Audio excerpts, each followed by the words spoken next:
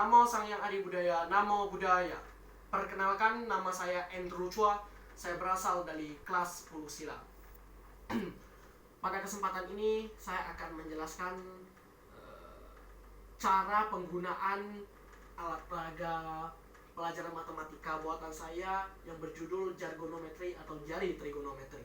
Sebelum kita membahas lebih lanjut mengenai alat peraga matematika ini, saya ingin mengajak para penonton, mengajak kita bersama untuk tetap jaga kesehatan, jangan keluar rumah, sering cuci tangan, gunakan masker, sering berolahraga, makan makanan bergizi, jaga kesehatan, dan terus berdoa untuk kita bersama-sama lawan pandemi ini. Karena sesungguhnya pandemi ini bisa teratasi, bisa diselesaikan bukan berkat kerja pemerintah saja, namun juga berkat kerjasama kita bersama selaku rakyat Indonesia dan kerjasama kita bahkan hingga ke warga dunia. Nah, hari ini saya akan menjelaskan cara kerja alat peraga pelajaran matematika buatan saya yang berjudul jargonometri atau jari trigonometri. Nah, sebelum kita membahas lebih lanjut mengenai ini, tentu ada fungsi daripada pembuatan alat peraga ini. Fungsi daripada pembuatan alat peraga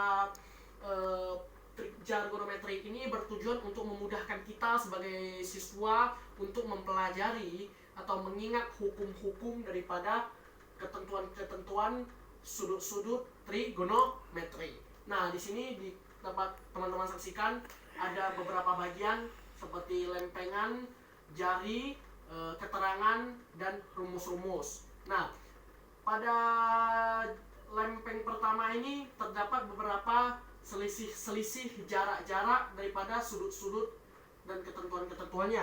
Misalnya kita lihat atau ukur dari jari saja.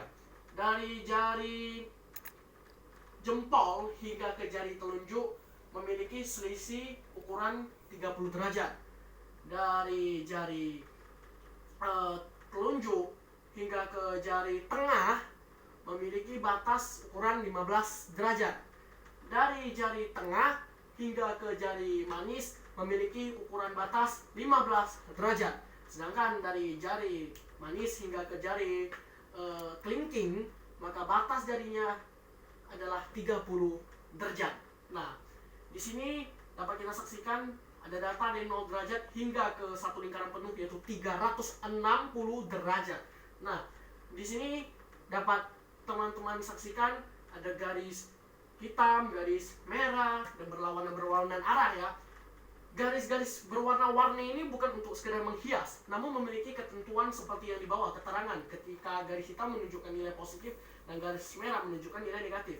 Nah, ini mempermudah kita dalam menentukan sudut daripada ketentuan sinus, kosinus, dan tangan, dan mengingat setiap ketentuannya memiliki tanda-tanda berbeda.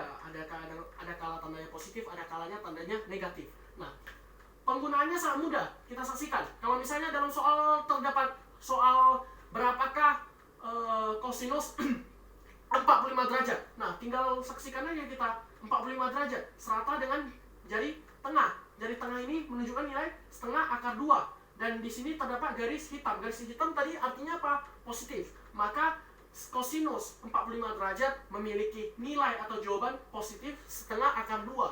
Nah, untuk lebih lanjut, lebih dalam lagi, angkanya lebih besar lagi angkanya. Misalnya ditanyakan kosinus 225 derajat, atau kita kata ganti aja lah ya, yang jari tengah terus kita ganti jadi jari telunjuk. Misalnya ditanyakan berapakah nilai kosinus 240 derajat. Nah, nilai kosinus 240 derajat serata dengan jari telunjuk. Jari telunjuk ini berapa? Setengah. Dan kita lihat tandanya ini, garisnya positif, garisnya merah atau hitam. Kalau hitam positif, merah negatif. Nah,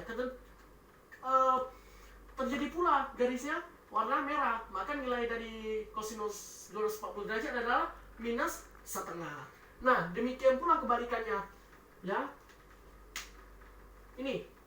Nah, tadi lempeng atau ketentuan kosinus. Sekarang saya ganti menjadi lempeng atau ketentuan sinus. Nah, demikian kerjanya sama seperti pada awalnya ya. Dimana kalau misalnya ditanyakan nilai sinus 360 derajat misalnya, sinus 360 derajat, maka garis ketentuannya dari 360 derajat, maka selurus atau segaris dengan jari jempol. Jadi jempol berapa? 0. Dan ini kita perhatikan garisnya, merah apa hitam, positif apa negatif. Nah, ketentuan garis terjadi pula garisnya merah. Merah artinya apa? Negatif. Maka nilai dari sinus 360 derajat adalah minus 0 derajat, atau secara logika berarti nilainya bernilai 0 derajat. Nah, sekarang teman-teman tanyakan, oh kosinus, sinus, cara kerjanya begini. Gampang sekali ya. Tapi bagaimana cara menentukan tan, sekan, kosekan, kotan? Nah, di sini ada kode-kodenya. Nah, tinggal menggunakan memasukkan cara. Misalnya ditanya, tan 330 derajat. Nah, kita harus mengingat rumus tan apa? Rumus tan adalah sin per cos. Nah, sinus 330 derajat berapa? Nah, kita lihat 330 derajat selurus dengan yang terujung, maka nilainya setengah. Dan ini tandanya positif atau negatif? Negatif. Berarti nilainya adalah negatif per setengah per kosinus. Nah, kosinus kita balikkan lagi tadi ya ke awal.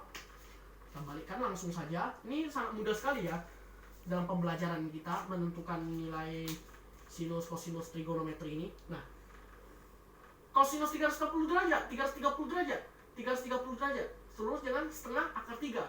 Maka kosinus dari 330 derajat adalah setengah akar 3 dengan tanda positif karena garis hitam. Maka setengah akar 3. Nah, tinggal coret. Seret, seret. Maka nilainya adalah setengah 1 per akar 3. Ya. Nah, demikian pula kerjanya daripada sekan, kosekan, kotan, tinggal memasukkan saja ya. Ya, kalau sekan ya 1 per kosinus theta. Kalau kosekan ya 1 per sinus theta. Nah, kalau kotan berarti sama dengan kosinus theta per sinus theta. Itu saja caranya. Gampang sekali kan? Nah, semoga video saya yang menjelaskan cara penggunaan jargonometri atau alat peraga ini dapat membuahkan hasil yang baik dan tentu bermanfaat bagi teman-teman sekalian terutama dalam mengalami kendala dalam menghafal ketentuan rumus-rumus trigonometri, karena ini sangat bermanfaat dan sangat mudah sekali kita pahami, kita gunakan ya. Tidak perlu hafal-hafal mati-matian, apalagi ketika mau menghadapi ujian-ujian ya. Saya harap video ini dapat bermanfaat. Sampai sini saja videonya.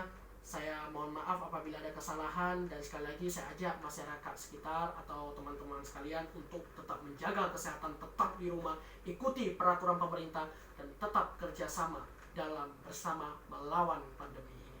Karena ingat, pandemi ini bukan tugas pemerintah, tetapi tugas kita bersama selaku rakyat Indonesia, bahkan warga dunia. Terima kasih atas perhatiannya. Mohon maaf apabila ada kesalahan. Akhir kata saya ucapkan terima kasih. Namo Sang Hyang Adi Budaya, Namo Buddhaya.